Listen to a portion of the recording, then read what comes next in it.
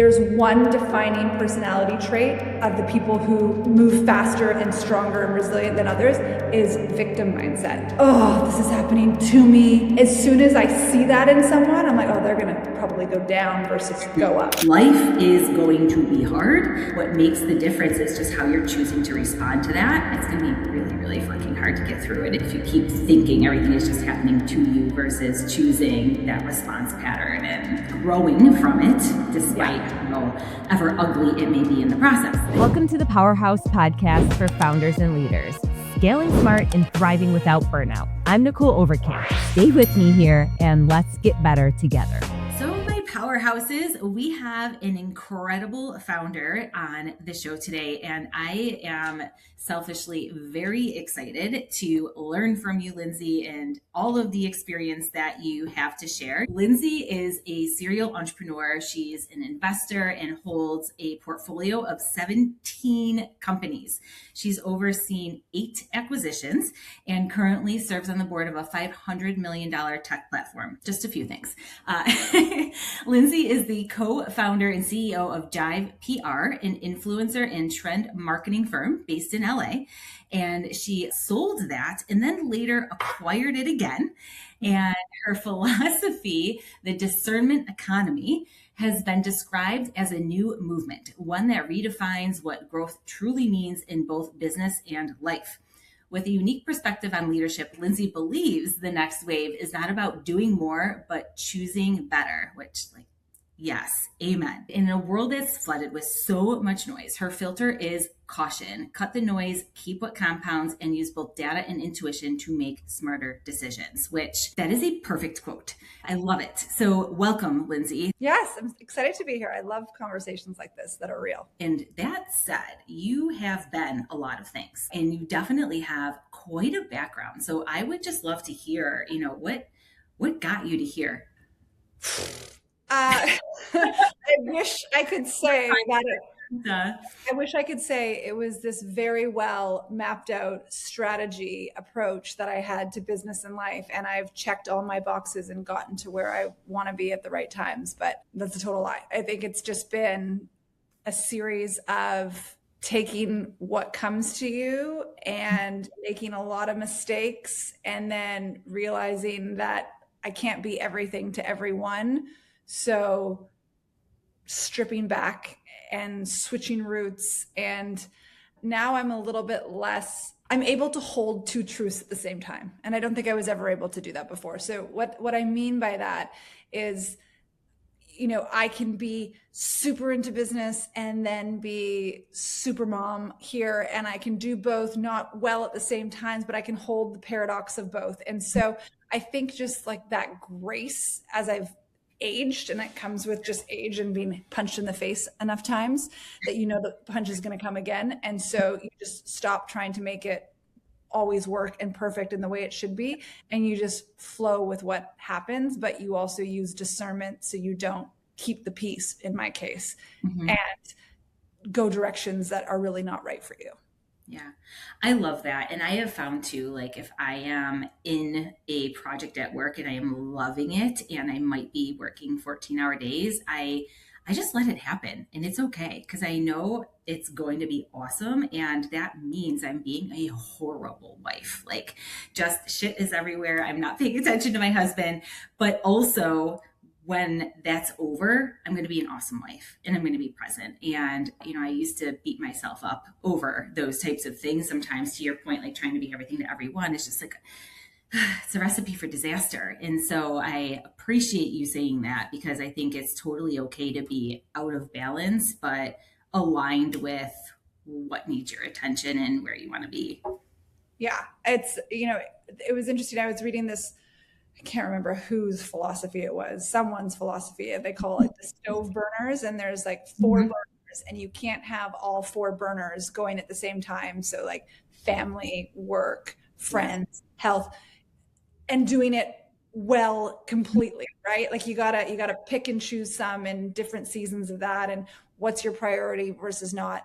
And I think that's a good way to put it. And everyone talks about, you can't be everything, you can't be everything, but we still try to be everything. It's one of those things you can say it as many times as you want, but genetically as an entrepreneur, you're programmed to try and do it all. So I think it's, for me anyways, it's like holding that paradox, being like, okay, I'm going to try and do it all, but I'm not going to do it all, and just have a little bit of grace. And I think then, those punch in the faces that just come. And I think that, again, it's like a very famous quote, but like being an entrepreneur is the ability to get punched in the face and keep standing up over and over again to get punched in the face by something stronger. And I think like that's what it is. My journey sounds good on paper. When you look back and you're like, you read that, I'm just like, damn, I want to meet her. Like, that sounds good. But then you as you go through it, you think the world is falling apart at every single stage as you get punched. And then you get through it again, then you get punched again, you think the world is ending. And then by the time you're like getting punched for the 11th, 12th time, which is where I'm at, I'm just like, okay, I'm just getting punched and I'm going to get back up and I'm going to get stronger. So it's that ability to see patterns, and know that every single time I get punched, I bounce back stronger, even though it absolutely sucks when I'm in it and I feel like the world is ending.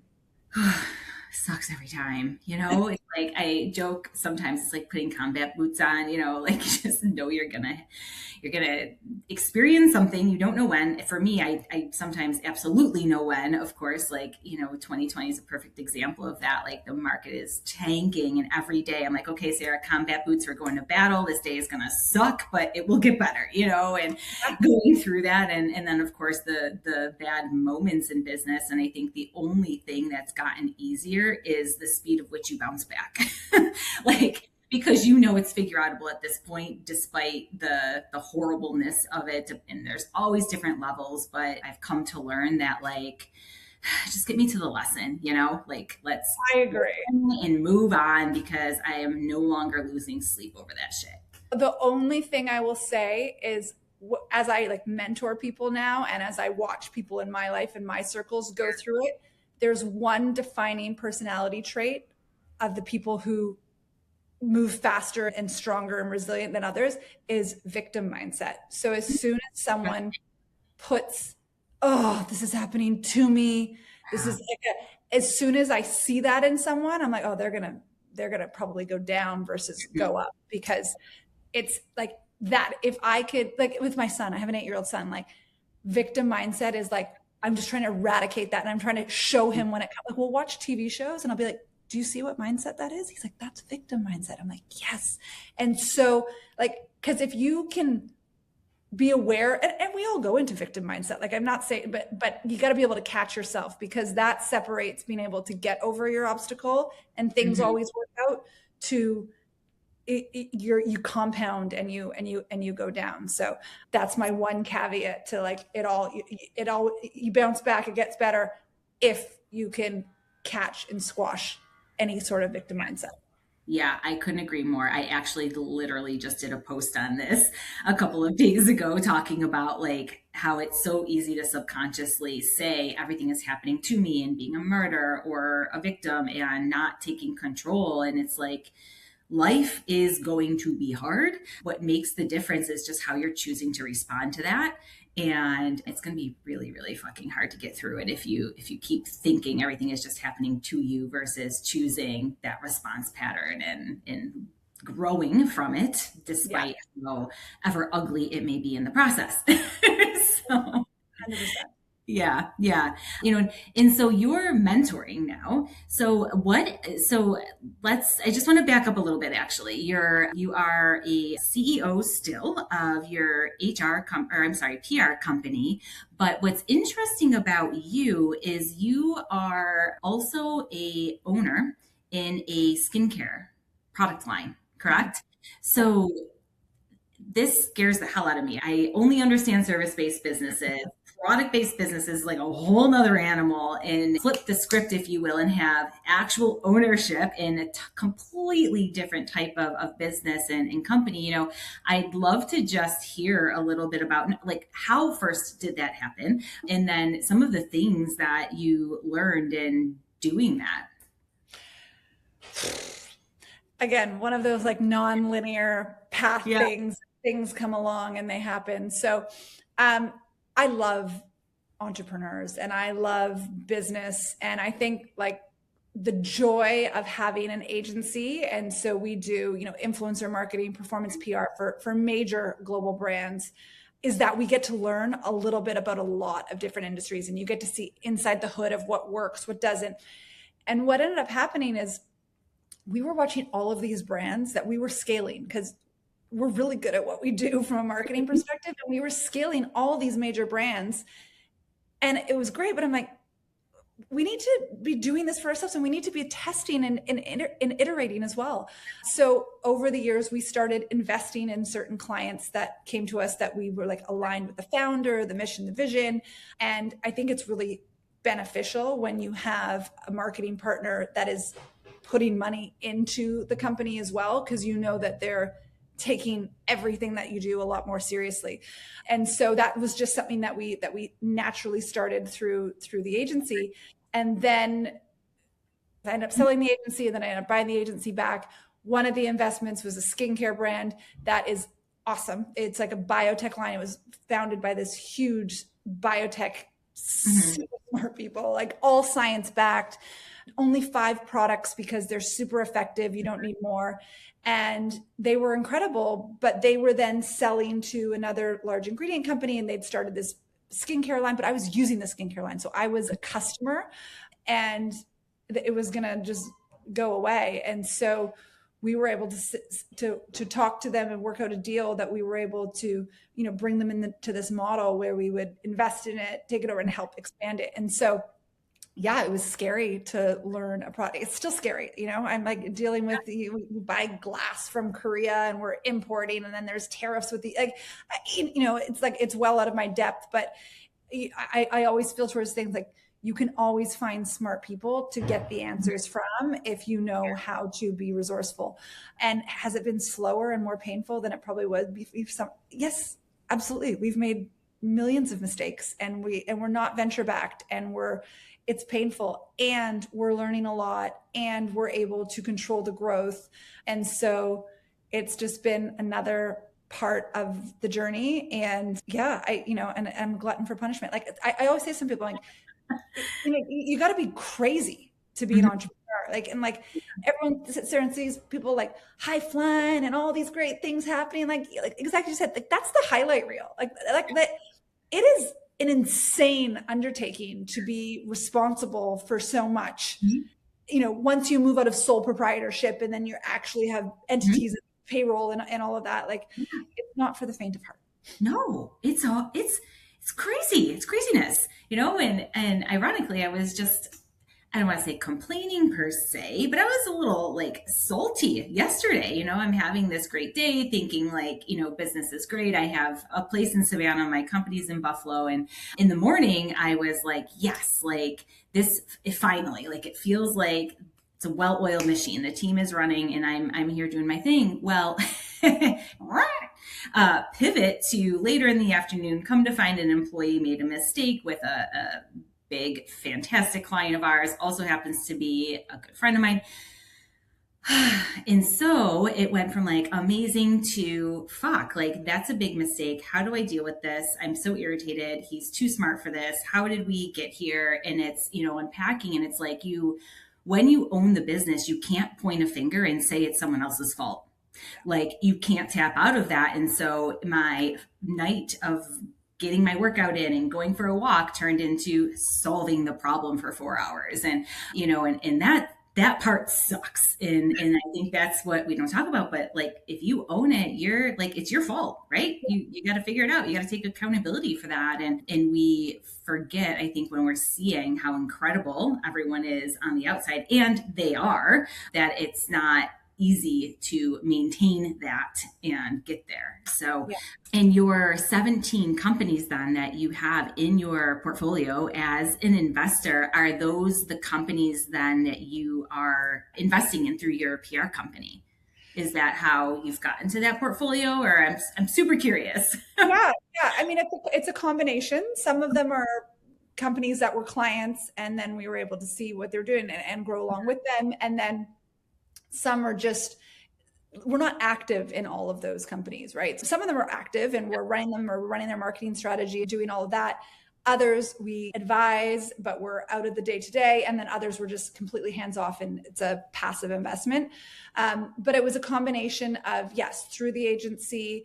And then usually what happens is that one founder will be like, oh my gosh, we worked with this great company, like get them to take a board seat. They'll help you to do that. And then through that kind of network, you'll expand out. So, I mean, listen, venture capital does this very structured with like investments in funds. I have no idea what that is. Like we're kind of doing our own thing here, but we do it with people that we believe in. And I feel like every single company that we've invested in, and we've only had 2 go defunct, which is wild because usually there's a lot more.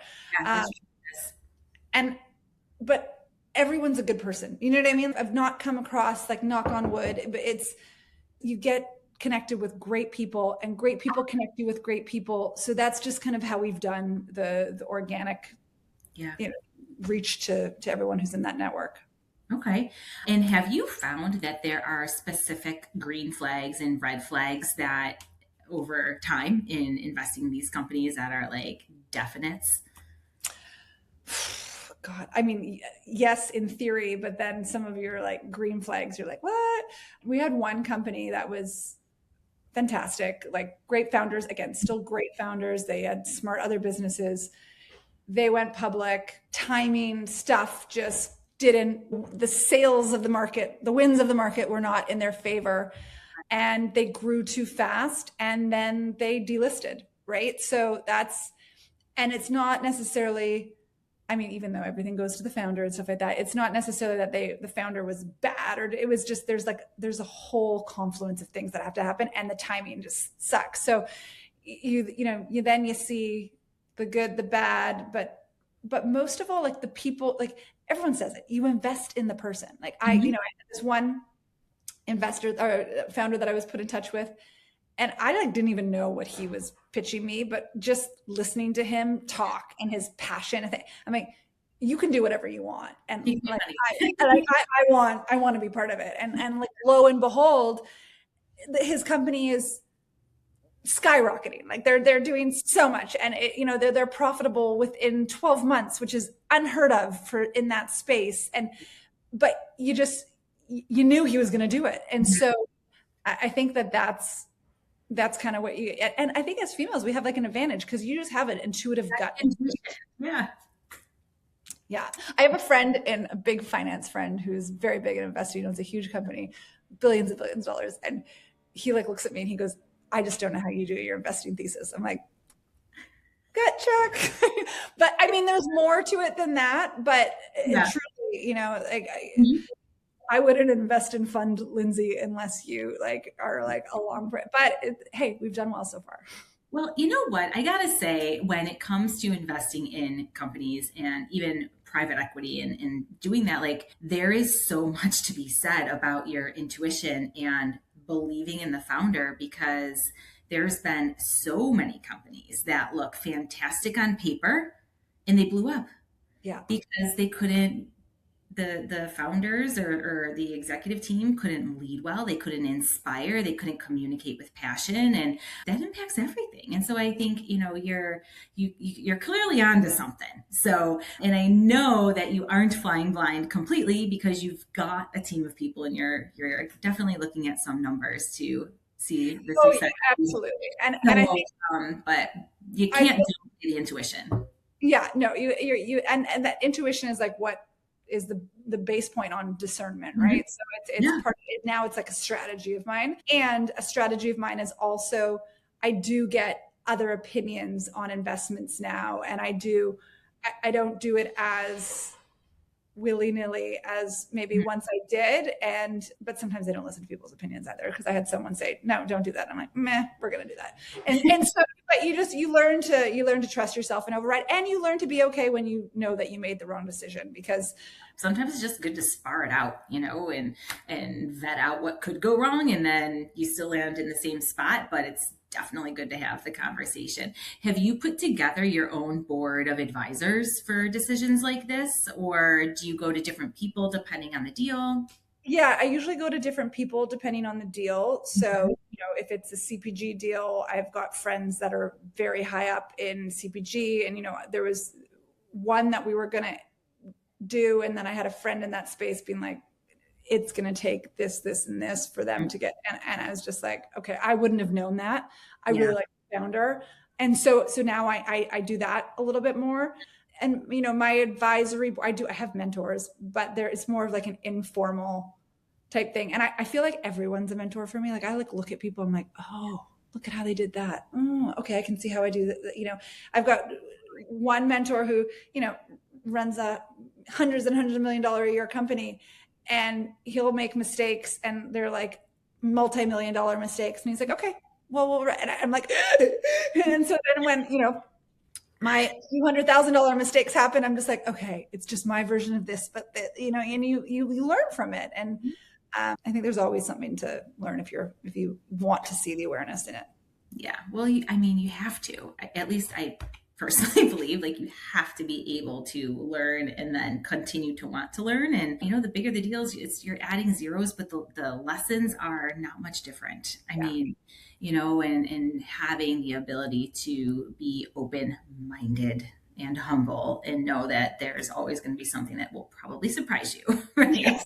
Yes. So, and going back to some like double click on the whole situation of you selling your PR firm and buying it back.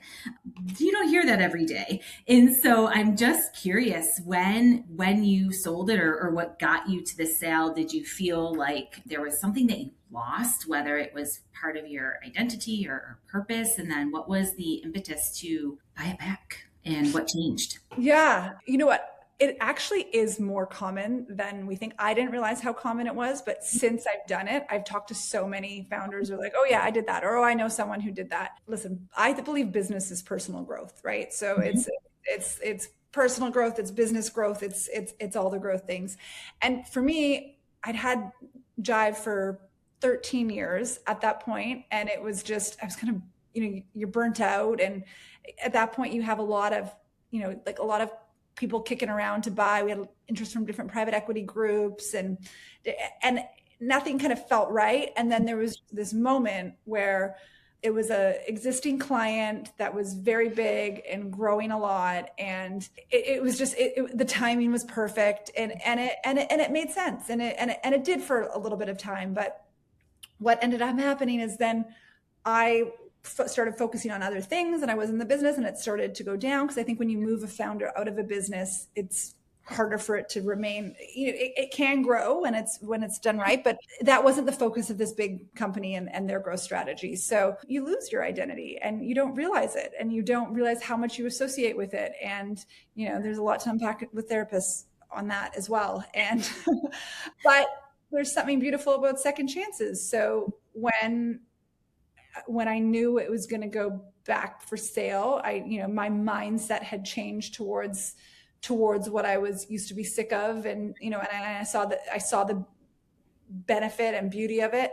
And so I went for it. And so, but I approached it a lot different. Right. So it was the same business. Obviously it had gone down a lot, but you're able to look at the parts and you know what to fix because you know how it's supposed to work.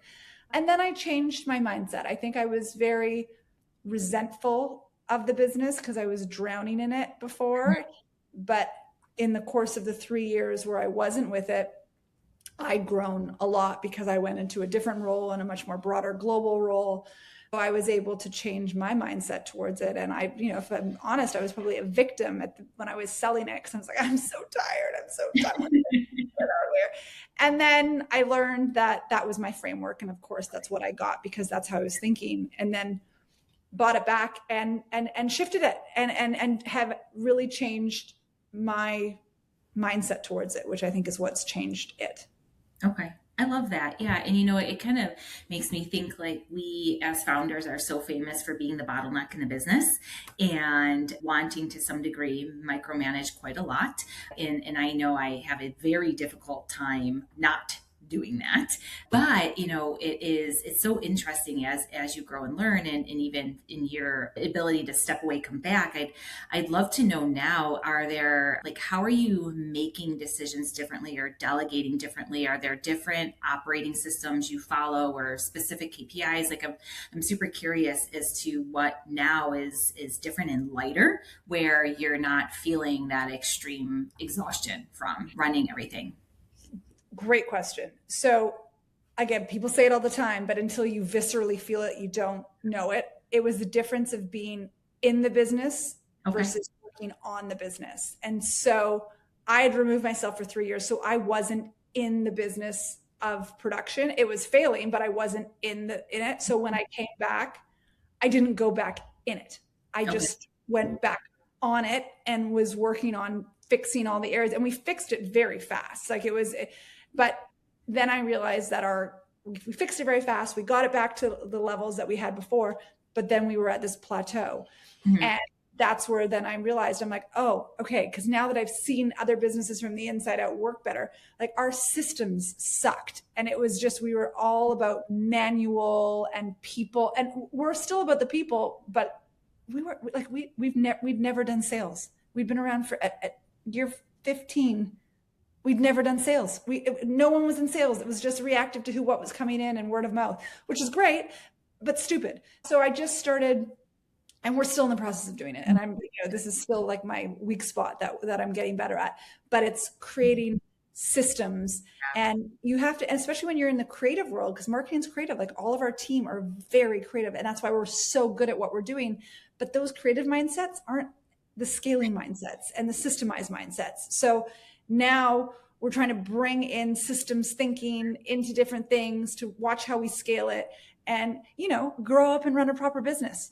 That is not easy. And I mean, like growth shows cracks. And I mean, a couple of years ago, I thought we had our systems like ironclad, and guess what our first quarter rock was? Operational excellence, because we have to it again, and to me, and systems are the most painful thing ever, because I like to I'm not a creative, I'm a financial advisor, but like, I really just like to do the fun creative stuff, with the planning meetings and doing all of that. And so to think of systems, I just want to cry. And so thank God, I've got a good team, but it is incredible how much a bad system will hold you back and stop you from scaling strategically. Have you been able to pull like really good ideas from some of the companies you've invested in and how they're running their systems? Has that been a nice asset to you as you're redesigning this? Huge. It's not only an asset to us, but it's an asset to every other one of our clients, because we don't just work on the marketing for companies. Like we get real looks under the hood. We can see what's happening in all their departments, like what they're doing in one area that's leveraging growth across. And then we're able to take that and apply that to ourselves, but to our other clients as well. And so I think that's like our most strategic advantage that we have is as an agency of what we're able to leverage as a result of the access that we have. That's so cool. Like to be able to look under the hood and see what works well and what doesn't that's super powerful. I'm a bit jealous of that. It's amazing. I get a little bit of an insight, but not like that. So I always love hearing how other people do it and do it well. And so, what do you think to this date and all that you've done has been the most expensive yes that you've said? And what was that lesson? Most expensive yes, but like in a good way or in a bad way of losing? Whatever. However you want to take that. I think it was honestly like my weakness, which is my constant lesson that I'm trying to overcome, is my keeping the peace. I say yes to things in order to avoid feeling uncomfortable by saying no. And I always end up making it work, but it takes a lot of energy and effort. And I shouldn't have said yes to all of those things. And I'm working on it because it's in all areas of my life. Like I know that for sure has been part of my limiting cap. And I believe everything happens for a reason and a time and a season, and there's and all that. But I will say, like, as soon as I've stopped keeping the peace and I hold a little bit more firm, things have started to accelerate, and they need to even more, but I know where my blocks are. Self-awareness is a superpower, right? Yeah. So that's awesome. And do you have people now in your corner too, where you've given them permission to rein you in a little bit when you are falling back on those old habits and keeping the peace to call you out? Yeah, I mean, yes. And I've got a leadership team and a very strong VP who I'm like, call me out, tell me what I'm not doing. And she does, but, and people can do it even more. Cause I think what you fall into is that when you're making decisions all the time, you're just so used to making decisions all the time, and people just don't really question it. Mm-hmm. But I have so much respect for people who question it and push back and bring up things. And, like when you get feedback, you can take it or not take it, but all feedback is just really good data to be like, oh, maybe I could have done that differently. Or, oh, you know what? You're like the second or third person that said that to me. So maybe there's something I need to look at. And I think that as and I'm getting better at it, but you have to force people to do it. Like I force feedback. Mm-hmm. When I'm doing a review of people, I'm like, tell me, what else could I be doing? And you got to get people comfortable with giving feedback both ways.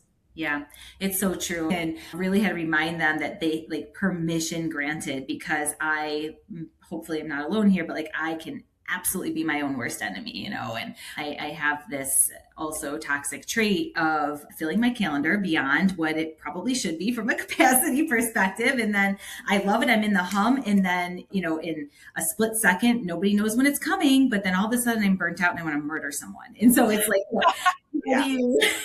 it's balancing that. And so we unpacked it a little bit, but I'm like, you guys have to create more boundaries for me, because I'm not strong enough. It was almost like my version of asking for help, because I know that I am not yet self-disciplined enough to say some of those no's. So I appreciate you saying that. Yeah. It's I feel like I should be gaining more wisdom as I age here, but it's coming slower than I'd like. You know what? I feel the same way. And then sometimes you look back and you're like, oh, I actually do. You don't see it in the moment, because right. I think we're especially as entrepreneurs, we're so hard on ourselves. I always think I should be doing more. Mm-hmm. And then you have the moments where you're like, okay, no, wow, okay, I made that decision from a better place, or I got to it faster, because sometimes I don't make it from a better place, but I realize it faster and then go back on it. And that, to me, I'm closing the gap. There you go. That's a good point. Narrow it in. But no, I love that. And thank you for everything that you shared today. Is super helpful. As we end, what is a final message that you would like to share with female founders out there trying to make it happen every day? My word that I do a lot on is the discernment. I can't tell you what a superpower skill that is, but not just oh, it's my gut. Discernment about, yes, intuition, gut, and then a framework of looking at things based on timing of what's going on in your life, the history of how much you know yourself and what you do, or getting other input, and then making decisions and taking the time to make decisions. If you're a regular entrepreneur, you just move so fast and you want to do a million different things, but take the time to make discerning decisions, and then things speed up. Yeah, that's beautiful. Fabulous advice. Thank you so much. I appreciate you. And until next time, my powerhouses, continue to be courageous.